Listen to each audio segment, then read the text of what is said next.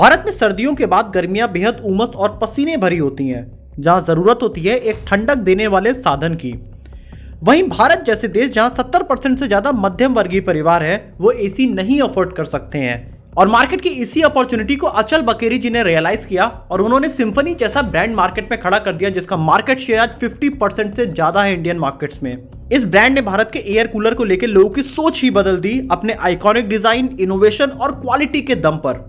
लेकिन ये brand market में हमेशा से सक्सेसफुल ही नहीं रहा। शुरुआत के 10 सालों के अंदर ही कंपनी बैंकक्रप्ट हो गई थी, लेकिन इसके बाद इसके फाउंडर ने अपनी गलतियों को रियलाइज किया और उन्होंने मार्केट के डायनामिक्स को बदल दिया। By 1990, we had a nationwide distribution network. Post our IPO, we diversified, but none of the diversifications were a success. So by about the year 2001, the company became a BIFR company. The company's net worth had completely eroded. We were on the brink of, closure. और Forbes के according आज ये दुनिया के सबसे बड़े air cooler manufacturer हैं। करीब 12 लाख से ज्यादा कूलर ये हर साल पूरे दुनिया में बेच दिया करते हैं। तो इस वीडियो में आज हम जानने की कोशिश करेंगे किस तरीके से अचल बकेरी जी ने सिम्फनी जैसा ब्रांड मार्केट की एक नीड को देखते हुए खड़ा कर दिया, क्या क्या गलतियां इन्होंने किया और इन गलतियों से आप क्या सीख सकते हैं, ये सब कुछ हम इस वीडियो में जानने की कोशिश करेंगे। आइए दोस्तों इस वीडियो को शुरू करते हैं। हेलो दोस्तों, मेरा नाम है दीपक, आप देख रहे हैं डिजिटल लॉट। तो रियल एस्टेट बैकग्राउंड से बिलोंग करने वाले अचल बकेरी जी ने एक बार अपने घर में 1987 में एक एयर कूलर मंगवाया, लेकिन कूलर को मंगाने के साथ ही उनको मार्केट में कई बड़ी प्रॉब्लम्स दिखाई दी। उन्होंने देखा कूलर इंडिया में एक साइज में काफी ज्यादा बड़े हुआ करते हैं और जितना बड़ा साइज है उस अकॉर्डिंग उसमें से हवा नहीं आती है। और तीसरी सबसे बड़ी प्रॉब्लम थी कि वो बिल्कुल भी अट्रैक्टिव नहीं लगते हैं, अजीब से भारत के कूलर दिखा करते थे। वहीं से इनको रियलाइज हुआ कि इंडिया के एयर कूलर मार्केट पे काफी बड़ी अपॉर्चुनिटी अवेलेबल है। जब इन्होंने और थोड़ा डीप रिसर्च किया तो इन्होंने देखा कि इंडिया का 95% मार्केट उस समय तक बिल्कुल अनऑर्गेनाइज था। लोगों को एक अच्छे कूलर चाहिए थे एक अफोर्डेबल प्राइस में, जो कि इंडिया के जितने अनऑर्गेनाइज सेक्टर था वो प्रोवाइड नहीं कर पा रही थी। और यहीं से उन्होंने डिसाइड किया कि वो इंडिया में एयर कूलर की मैन्युफैक्चरिंग करनी शुरू करेंगे। 1988 में अचल बकेरी जी ने सिम्फनी की शुरुआत किया और 1990 के गर्मियों आते आते उन्होंने पूरे भारत में अपने आप को एक्सपेंड कर लिया और हर जगह उन्होंने अपना एयर कूलर बेचना शुरू कर दिया था। मार्केट से इनको काफी अच्छा रिस्पांस मिला और सिम्फनी ने शुरुआत से ही अपना एयर कूलर का साइज काफी ज्यादा छोटा रखा, जो कि दिखने में बिल्कुल एसी जैसा खूबसूरत सा लगता था। इनका पहला एयर कूलर बिल्कुल एकदम दिखने में एयर कंडीशनर जैसा ही लगता था। सिम्फनी ने शुरुआत से ही भारत के मार्केट को समझ लिया था कि इंडिया में वो ऑडियंस रहती है जो कि एसी नहीं अफोर्ड कर सकती है, लेकिन वो गर्मी भी नहीं बर्दाश्त कर सकती है और उन्हें कोई एक अल्टरनेटिव चाहिए जो एसी से काफी ज्यादा सस्ता हो। और एयर कूलर वो चीज बिल्कुल अफोर्डेबल रेंज में एसी से 6 से 7 गुना कम प्राइस में दे रहे थे, जिस वजह से ये मार्केट में आते ही बिल्कुल हिट हो गए और हर जगह सिम्फनी का कूलर ही बिकना शुरू हो गया। साल 1990 में सिम्फनी ने अपना सबसे पहला टीवी एडवर्टीजमेंट लॉन्च किया और लॉन्च के साथ ही इनकी सेल्स काफी तेजी से जंप होने लगी पूरे इंडियन मार्केट्स में।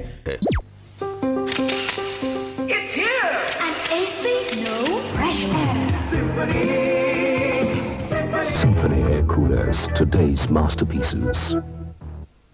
और ये क्रॉम्पटन ग्रीव्स, उषा, पोलर जैसे ब्रांड्स को एक टफ कंपटीशन देने लगे थे। सिम्फनी इंडिया में काफी तेजी से ग्रो कर रही थी और अब इनको इंडिया में और तेजी से एक्सपेंड करने के लिए बड़े फंड्स की जरूरत थी। तो 1994 में सिम्फनी ने अपना आईपीओ मार्केट में लेके आया और साल 1995 में अचल बकेरी जी के इनोवेटिव काम को देखते हुए उन्हें यंग अचीवर का अवार्ड भी दिया गया। मार्केट में आईपीओ आने तक तो सब कुछ अच्छा चल रहा था, लेकिन धीरे धीरे इन्वेस्टर्स का प्रेशर इनके ऊपर काफी तेजी से बढ़ता गया और सब इनसे डाइवर्सिफिकेशन के लिए बोल रहे थे, क्योंकि ये एयर कूलर बनाया करते थे जो कि गर्मियों के मौसम में ही सुटेबल था और ठंडियों में बेचने के लिए इनके पास कोई भी प्रोडक्ट नहीं था, जिस वजह से इनके ऊपर इन्वेस्टर्स ने काफी प्रेशराइज करना शुरू किया कि आप प्रॉफिट अपना और बढ़ाइए और सारे प्रोडक्ट्स लाके। इसके बाद सिम्फनी ने इंडियन मार्केट्स में डोमेस्टिक फ्लोर मिल लॉन्च किया, इसके साथ ही प्यूरीफायर, गीजर, वॉशिंग मशीन और इसके साथ साथ इन्होंने हीटर भी इंडियन मार्केट्स में लॉन्च कर दिया। लेकिन ये डाइवर्सिफिकेशन कंपनी के किसी भी काम नहीं आया। कंपनी का फोकस अलग अलग प्रोडक्ट्स पे बढ़ता गया, जिस वजह से कंपनी के सारे फंड्स खत्म होने लगे और साल 2002 आते आते कंपनी के ऊपर 50 करोड़ से ज्यादा का कर्ज हो गया और इसके बाद कंपनी को बैंकक्रप्ट घोषित कर दिया गया। सिम्फनी मार्केट में काफी भारी कर्ज में थी और कोई भी इन्वेस्टर अब इनको पैसे देने को तैयार नहीं था। और यहीं पे अचल बकेरी जी ने रॉयल एनफील्ड के सिद्धार्थ लाल जैसे ही अपने फेल्योर से सीखना शुरू कर दिया। उन्होंने रियलाइज किया कि जब उन्होंने बहुत सारे मार्केट में प्रोडक्ट लॉन्च कर दिए तो उनका जो आइकॉनिक प्रोडक्ट एयर कूलर था उस पर उनका पूरी तरीके से ध्यान हट गया, जिस वजह से उनकी सेल्स लगातार ड्रॉप होने लगी। और ये चीज उनको रियलाइज करते ही उन्होंने सोचा कि अब हम सारे प्रोडक्ट्स हटा देंगे और सिर्फ अपने एक आइकॉनिक प्रोडक्ट कूलर के साथ ही मार्केट में उतरेंगे। यहाँ पे उन्होंने दूसरी स्ट्रेटेजी ये भी बनाई कि हम सिर्फ एयर कूलर के साथ तो अपने मार्केट में आएंगे, लेकिन इसके साथ ही उस एयर कूलर को हम पूरे दुनिया में पहुंचाएंगे। इसका मतलब ये था कि सिम्फनी पूरे दुनिया में एक्सपेंड करने की कोशिश करने वाली थी। इसके बाद पूरी कंपनी की रीस्ट्रक्चरिंग की गई और इंडियन मार्केट्स को बहुत ज्यादा ध्यान में रखा गया, जहां पे लोअर क्लास, मिडिल क्लास और अपर क्लास के लिए अलग अलग टाइप के प्रोडक्ट्स मार्केट में कूलर के वेरिएंट लॉन्च किए गए। इसके साथ ही उन्होंने रियलाइज किया कि भारत में temple, marriage hall, cattle shed और पोल्ट्री फार्म में भी काफी ज्यादा कूलर्स की जरूरत है, क्योंकि वहां पे कम बिजली में हवा की जरूरत होती है, जिस वजह से उन्होंने हर जगह अपने प्रोडक्ट बेचने शुरू कर दिए। अगर आज हम देखें तो बाबा रामदेव के योग शिविर में सिम्फनी का ही कूलर लगा रहता है। इसके साथ ही मक्का कॉम्प्लेक्स सऊदी अरेबिया में भी सिम्फनी का ही कूलर लगा हुआ है। धीरे धीरे सिम्फनी मार्केट में रिवाइव करने लगी और साल 2011 आते आते इनका सेल करीब 238 करोड़ हो गया और 2014 आते आते इनका सेल करीब 466 करोड़ तक पहुंच गया। इसके साथ ही सिम्फनी ने अपना इंडिया के बाहर भी एक्सपेंशन करना शुरू किया। सबसे पहले इन्होंने मिडिल ईस्ट में अपने प्रोडक्ट बेचने शुरू किए। वहां पे थोड़ी सक्सेस मिलने के बाद इन्होंने रियलाइज किया कि हमें अपना एक डिस्ट्रीब्यूशन चैनल पूरे दुनिया में एस्टैब्लिश करना होगा और यहां पे उन्होंने सबसे पहले एक्विजिशन और मर्जर करना शुरू किया। इन्होंने ऐसी कंपनीज एक्वायर करना शुरू किया जो कि मार्केट में बैंकरप्ट हो चुकी थी।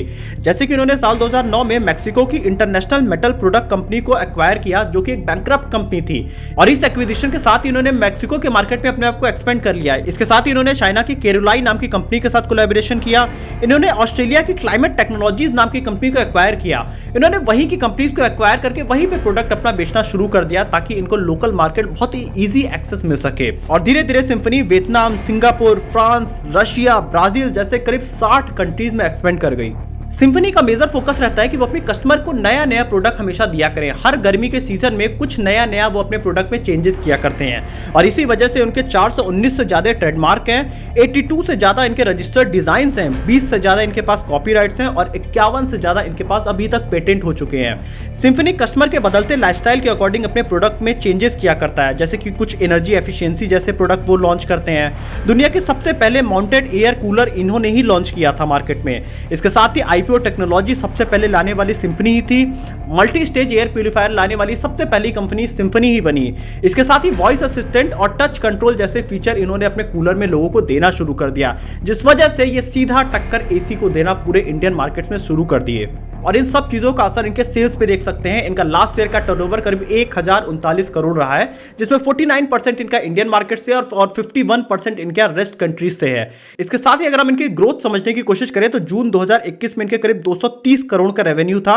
वहीं जून 2022 सिर्फ एक साल में इनका 43% से ज्यादा रेवेन्यू बढ़ के 329 करोड़ रुपए हो गया।